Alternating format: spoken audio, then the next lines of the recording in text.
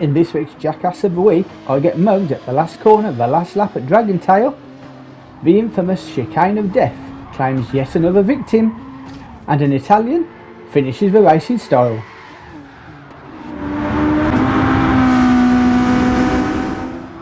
And we'll start off with this guy, Lescalier, who had driven most of the first lap like a complete idiot, but this was his most flamboyant. And with most people that tend to make themselves look like muppets, they end up just quitting. And now, as we ride along with a car in second place, Not, who actually had a fantastic looking livery, it's not him you want to focus on, it's the guy in front. And this, ladies and gentlemen, is a perfect example of why you should never fall asleep at the wheel, not even in a video game. And number 2 becomes number 1. And I suppose now's as good a time as any to start looking at some of the more obvious chicane of death footage, starting with Limey here in a Nissan, who decides he's going to meet Barrier, and then decides he's going to go home. And hello, who's this good looking fellow? Ooh, maybe not so good looking now, that's gotta hurt.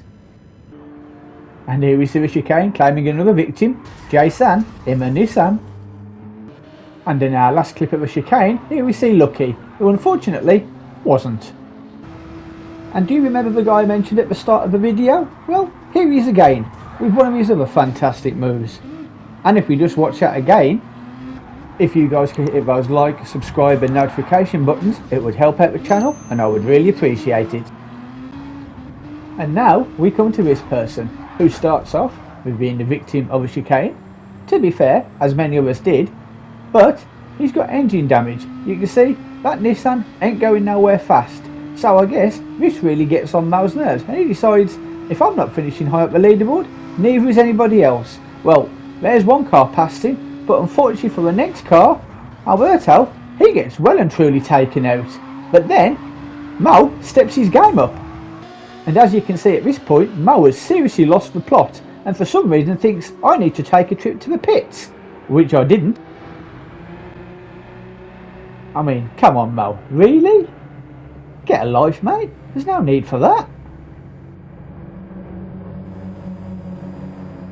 And so I think it's fairly obvious that this week's Jackass of the Week goes to Mo. Definitely a true jackass. But just before we get to the end credits, I'd like to put in a special mention for the person that came second in this week's Jackass of the Week.